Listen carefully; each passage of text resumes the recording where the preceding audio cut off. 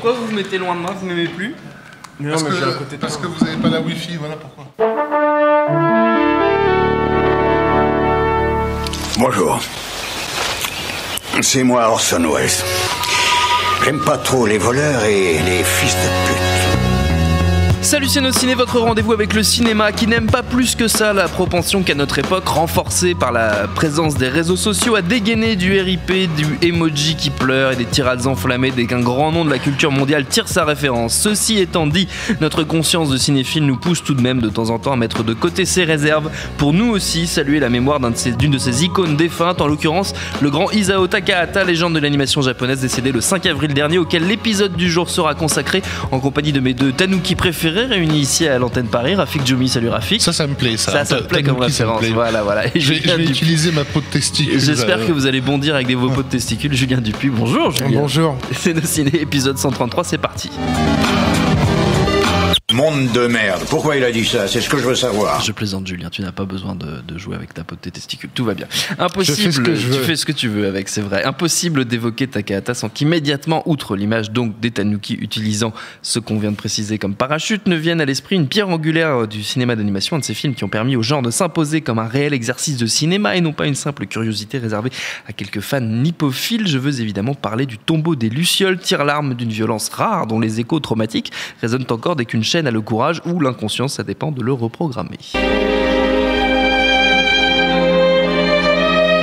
Moi j'adore, mais bon, je pleure beaucoup à chaque fois, mais c'est parce que je suis sensible, c'est comme ça. Je crois qu'on pleure en entendant le titre. Juste en entendant le Tombeau des Lucioles. Je pense que Pablo Escobar peut pleurer devant le Tombeau des Lucioles. Mais c'était un homme sensible, tu sais, il aimait beaucoup sa famille. Alors, qui veut se lancer, non pas sur Pablo Escobar, mais pour évoquer justement la carrière de ce bon Takahata, ce sera Julien Dupuis, désigné par la foule, par la foule. Pourquoi moi c'est compliqué en fait d'aborder la carrière de Takahata parce que c'est un mec... c'est un réalisateur, c'est un auteur qui est un peu, qui était un peu à part. Je pense que, enfin, il y a plusieurs choses. Déjà, c'est pas un dessinateur. C'était pas un dessinateur. J'ai du mal à parler de lui au passé, tiens. Mais c'était pas un dessinateur en fait, comme Miyazaki. Oui. Lui, il était plutôt distant vis-à-vis de tout ça. C'était pas non plus un bourreau de travail fou comme il y en a beaucoup en fait dans l'animation japonaise. Miyazaki, même, enfin, c'était un mec qui bossait énormément. Hein, et ses films, on en reparlera, sont souvent des vraies prouesses techniques et artistiques. Mais bon, Miyazaki se moquait de lui en disant que c'était un peu une dilettante en fait, Takahata.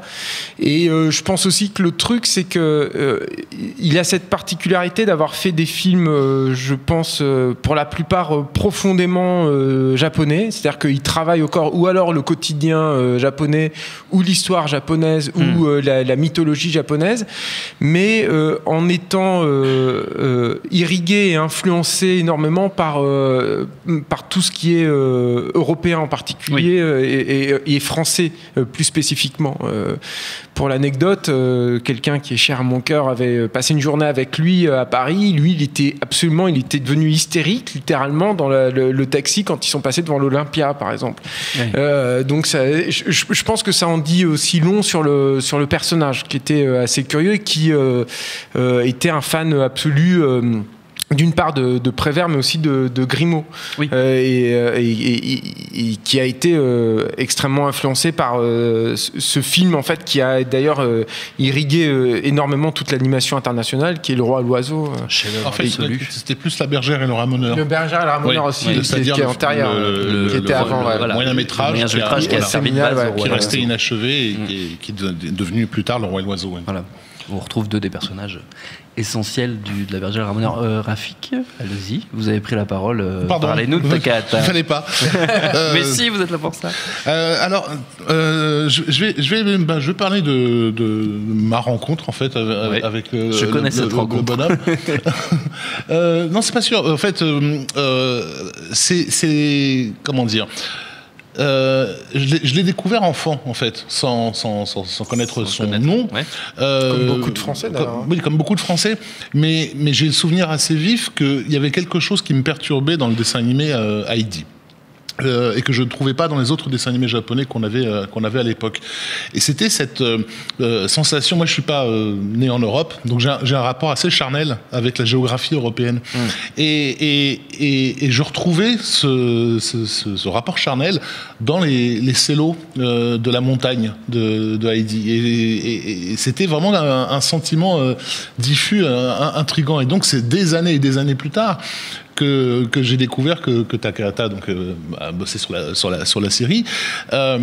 Et que c'est lui en fait qui poussait ses collègues dans l'animation, dont Miyazaki, à passer des heures et des heures et des heures à s'imprégner en fait de quelque chose. Ils ont été jusqu'à voyager en Europe, ils ont été en Suisse pour travailler sur Heidi. Et c'est payant. Comment dire, cette espèce de rapport qui est vraiment dans la tradition picturale japonaise depuis longtemps. On peut évidemment citer Hokusai, qui est un peu considéré comme l'annonciateur du manga bien avant l'heure, mais même en remontant plus loin. D'une espèce de discipline qui vise à croquer, à capturer d'un trait une sensation en fait du décor, non pas le décor lui-même, mais ce qu'il réveille dans le corps en fait. Quand il parlait de son travail, il avait toujours comme ça il était obsédé en fait par la façon de capturer la réalité. Il y a deux concepts en fait. Alors j'ai plus les mots japonais, donc je vais éviter de m'embarquer là-dedans. On va rire de moi, mais dans ses interviews, voilà, il insistait beaucoup là-dessus. Et c'est ce que, d'après lui, Grimaud avait capturé dans La Bergère et le Ramoneur. Il était aussi un grand fan de toutes les productions russes alors à chaque fois j'arrive pas à dire le nom des studios Soyuz Multfilm qui ont généré la plupart des grands noms de l'animation du bloc soviétique. Les Français d'aujourd'hui ne savent absolument pas à quoi je fais référence, mais les gamins de mon époque qui ont eu la chance de vivre avec une télévision publique remplie de communistes connaissent bien ces trucs d'animation qui passaient régulièrement, les courts-métrages de Yuri Norstein, y compris les longs métrages de Lev Atamanov, comme le plus célèbre d'entre eux étant la Reine des Neiges, qui est considéré par beaucoup d'animateurs japonais comme le point de départ quasi sacré de l'animation japonaise. En fait, eux aussi ont eu ces productions, et elles les ont presque plus influencé que Disney en fait. Et Yuri Norstein, ces courts-métrages que vous trouvez facilement sur Internet, voilà.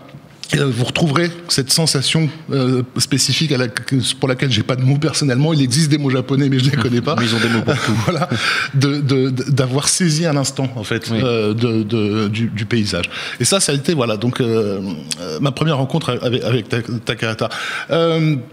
Donc il est important de voir qu'il a le rôle qu'il a joué aussi par rapport à quelqu'un comme Miyazaki, puisque il a plus été lui le mentor de Miyazaki que c'était pas vraiment des partenaires en fait.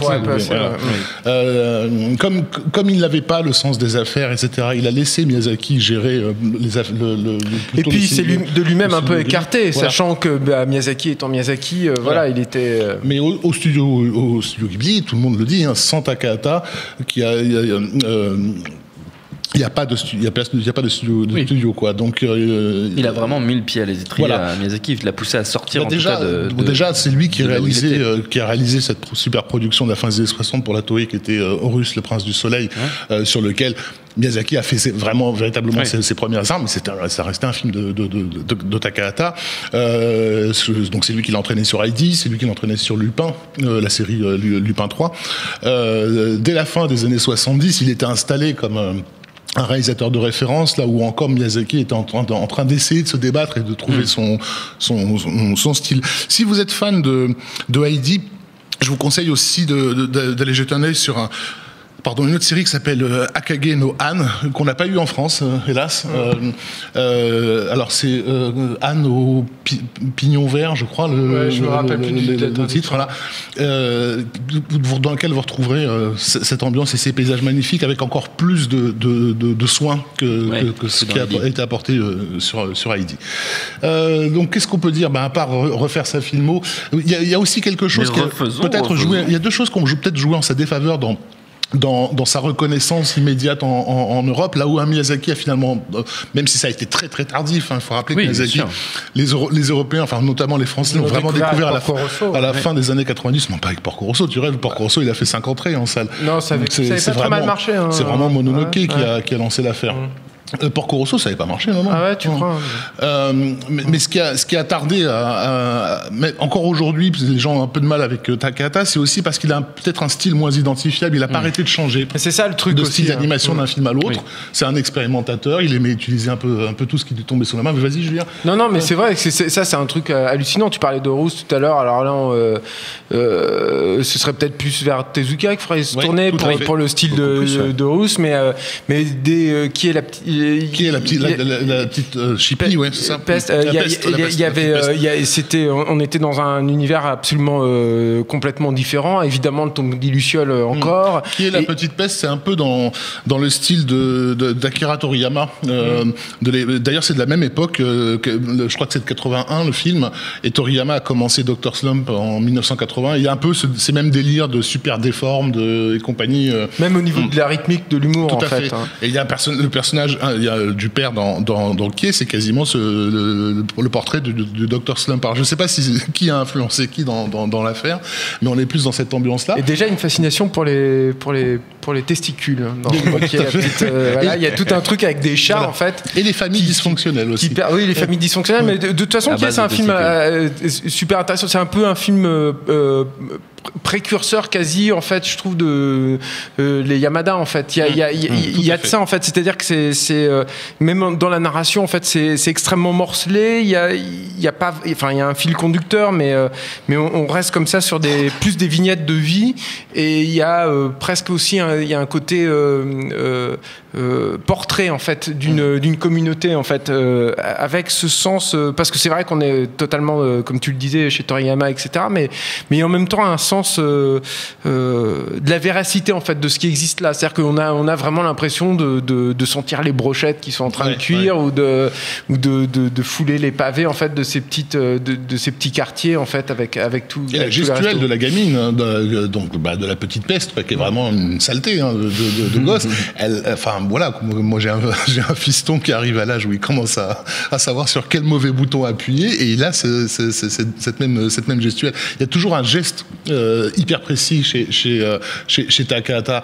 Je serais tenté d'employer le terme impressionniste, en fait. C'est vraiment par petites touches que ça fonctionne. Mais c'est vrai qu'il a changé de style régulièrement. Donc le style des Tombeaux des Lucioles n'a rien à voir avec celui de Pompoko, qui n'a rien à voir avec Only Yesterday. Alors, je risque de donner souvent des titres anglais. Souvenir goutte à goutte. Voilà, c'est une déformation, parce que c'est des films que j'ai découverts à l'époque du Laserdisc, donc dans des versions américaines, enfin anglaises. Voilà, Souvenir goutte à goutte, qui est encore un autre style, qui est un film méconnu et dans lequel justement... Mais qui est sorti uniquement en DVD, je crois, en France. Ouais. Ils n'ont pas sorti en salle Disney.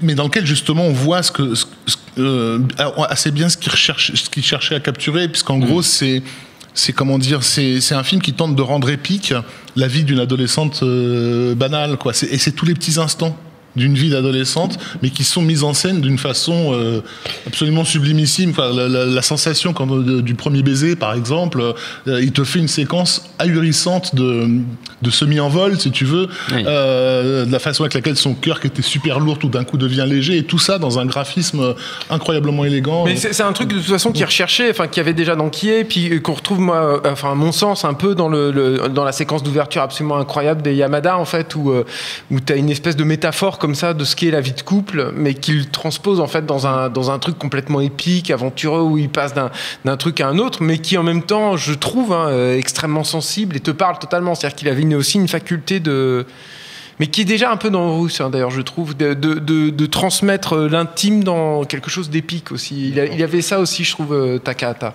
Et donc, en dehors du Tombeau des Lucioles, qui, je pense, est le film sur lequel tout le monde se retrouve et se reconnaît, donc il faut aussi, au passage, apprécier l'exploit que ça a été à l'époque. Il faut quand même...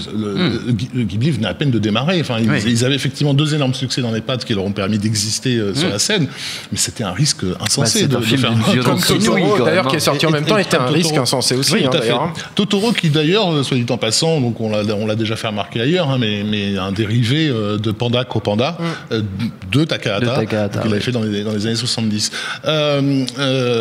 Et donc voilà, donc il y a ce risque insensé pour lequel les Japonais lui ont été reconnaissants, parce que c'est un film qui les a vraiment... Petit Panda, je cherchais le titre français pour les gens qui veulent le retrouver, à montrer absolument à vos enfants d'ailleurs. Et pas le Tombeau des Lucioles. Attendez vachement. Alors le Tombeau des Lucioles, on lui posait la question à Annecy dès le milieu des années 90 de savoir justement, c'est une question parce qu'en fait beaucoup de gens ont voulu défendre le film à une époque où il était encore peu connu en France, et utiliser un peu ce raccourci en disant, parce que on était encore à une époque où le dessin animé japonais était très très mal vu. Oui, bien sûr. Et donc l'argument c'était mais tu devrais le voir, ça se regarde comme un film. Oui.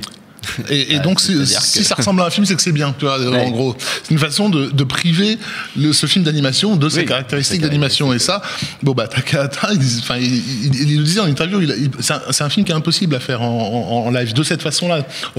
Parce que justement, les heures longues qu'il a passées sur le moindre cello, tu peux pas les refaire sur un vrai tournage. Il dit, si j'avais dû prendre une actrice pour jouer cette petite fille, je l'aurais rendue folle. Vous imaginez pas les heures que j'ai passées sur un clignement de paupières, un geste. Ça, et puis je pense qu'il y a aussi une volonté de les décaler. C'est-à-dire que dans la séquence d'ouverture du Tombeau des Lucioles, je pense qu'il y a une volonté aussi de décaler par rapport au truc. T'es dans un... Enfin, pour moi, c'est une vraie vision infernale, en fait. Il y a quelque chose de ça. Hein. Et je pense que, visuellement, il y avait aussi cette volonté, encore une fois, de parler du réel, mais de transfigurer. En live action, le film serait irregardable. Il y a un film en live action, sans intérêt.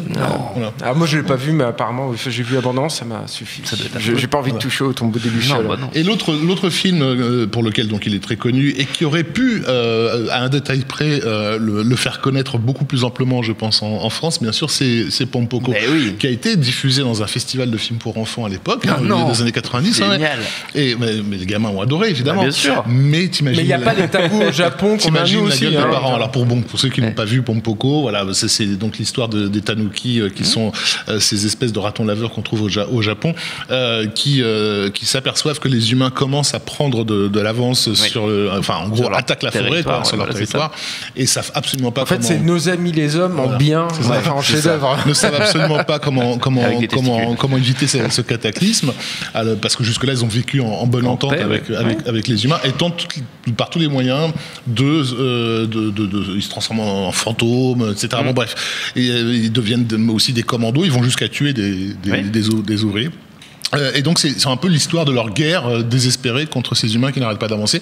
Et donc le truc au cœur du film, c'est que leur pouvoir de transformation, ils l'ont grâce à leurs testicules. Et donc ils font des tas de choses merveilleuses avec leurs testicules. C'est adorable. Ce qui laisse songeur. Voilà. ce qui est absolument adorable, très drôle, qui fait applaudir les gamins, mais qui laisse les parents un peu quoi. Et ce qui avait embêté un peu Disney. Et du coup, ils l'ont pas sorti en salle à l'époque, parce qu'il y avait eu un plan de distribuer en salle. Mais je crois en effaçant, il y avait eu cette rumeur, en tout cas, j'ai jamais eu confirmation que c'était vrai, que Disney avait voulu essayer de voir s'il pouvait effacer numériquement les testicules des tanuki en se disant on est quand même un peu embêté avec ça, quoi.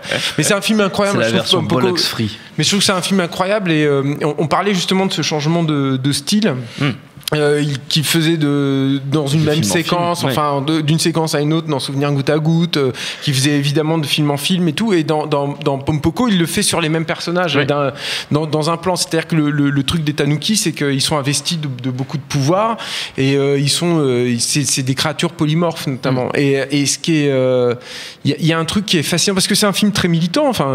Il avait ça aussi. Takahata, c'est extrêmement écolo. C'était un syndicaliste. Il a eu des acquaintances avec le Parti communiste à une époque aussi, je crois. Et le film est ultra radical, comme disait Rafik. Enfin, je veux dire, les Tanuki, ils flinguent des ouvriers. Enfin, c'est des éco-warriors, quoi. Enfin, c'est quand même super violent. Et puis le film se termine sur un regard caméra qui interpelle le spectateur et qui est d'une puissance, je trouve, assez radical, mais c'est aussi un film qui, comme il le fera d'ailleurs dans son dernier film, mais qui revisite, se réapproprie, rend hommage à l'iconographie japonaise. Il y a Hokusai, pas Hokusai, l'auteur des temples, le nom va me revenir, mais qui était un peu spécialisé dans les yokai, est cité littéralement. Enfin, c'est-à-dire, il y a des morceaux de ces estampes qui se retrouvent parce qu'il y a le défilé final. Il y a un défilé final qui est un morceau de bravoure, qui est un truc incroyable, quoi. Enfin, Ghibli, ils ont fait ça, et puis ils ont fait la galerie de monstres dans Chihiro. Enfin voilà, pour moi c'est deux moments en fait de pure merveille visuelle, un truc d'une richesse incroyable. Et donc même dans les Tanuki, en fait, il y a tout un tas de références, et où aussi il nous donne c'est ça qui est génial aussi chez Takahata, et que je retrouve finalement, j'arrive pas à trouver en fait d'équivalent, et j'ai l'impression qu'il utilise absolument tout ce que l'animation peut lui permettre en fait de faire. C'est-à-dire que s'il a besoin d'un truc un peu rough, un peu crayonné comme ça et gribouillé, va le faire. S'il a besoin d'un truc très fluide, de beaucoup plus précis, il va aussi l'utiliser. Et j'ai l'impression que chez les réalisateurs d'animation, c'est très cloisonné. C'est-à-dire que Bill Plympton, il fait du Bill Plympton.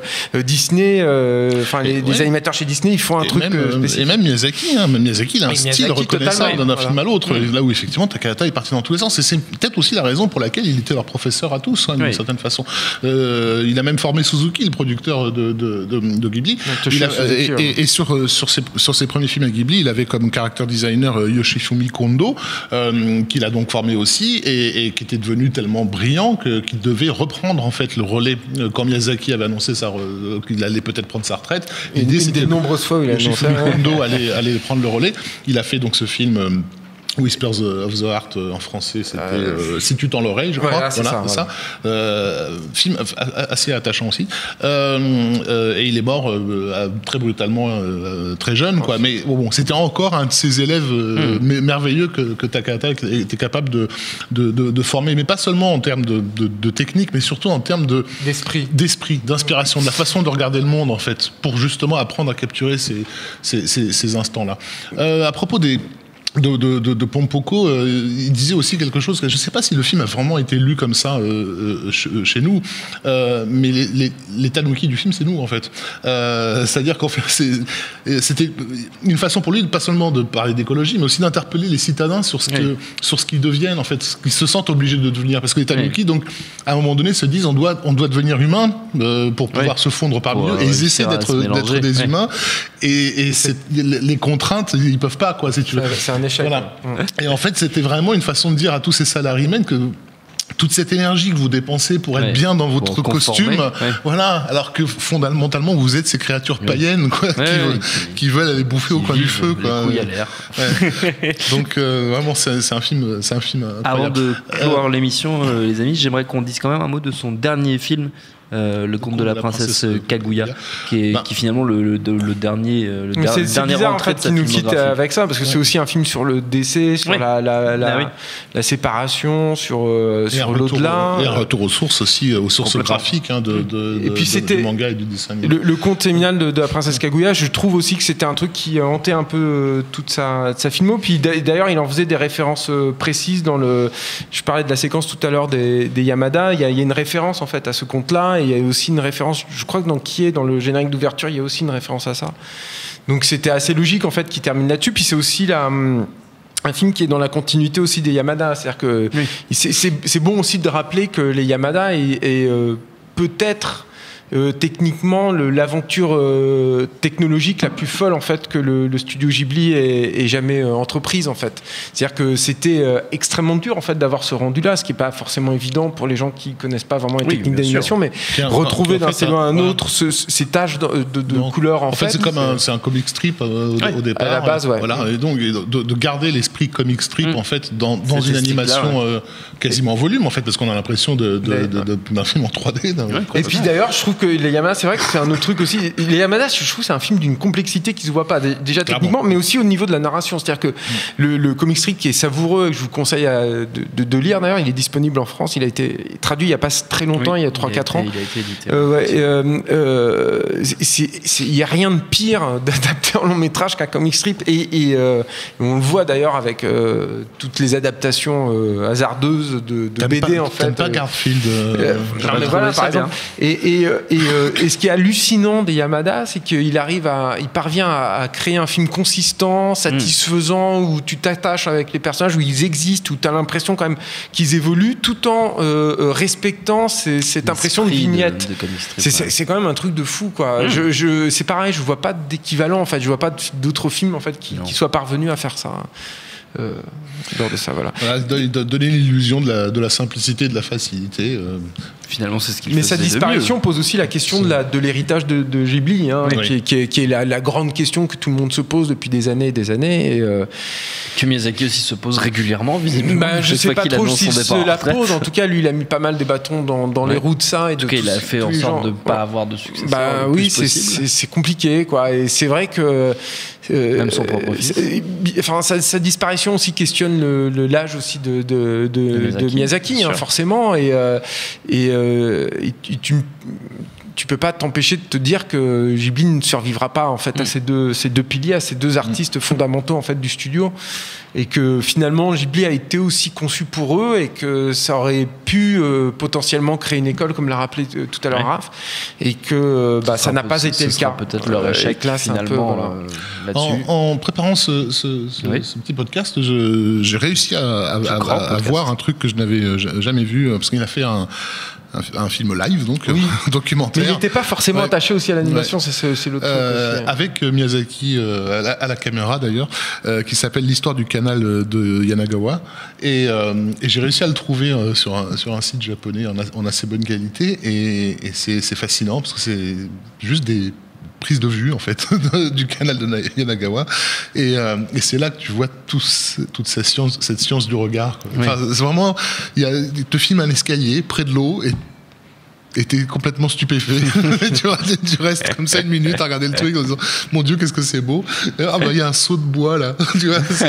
Enfin bon, tu comprends tout le travail et la puissance de l'évocation de ces films. Du regard d'Isao Takahata. Merci à tous les deux, notre temps est écoulé. Merci à Jules à la technique, merci à l'antenne Paris, au public pour l'accueil. Rendez-vous sur binge.audio, le site de notre réseau de podcast Binge Audio, pour retrouver toutes nos émissions, le programme des prochaines, les dates d'enregistrement en public si vous aussi voulez bien nous voir. Puis en attendant, on vous dit à très vite.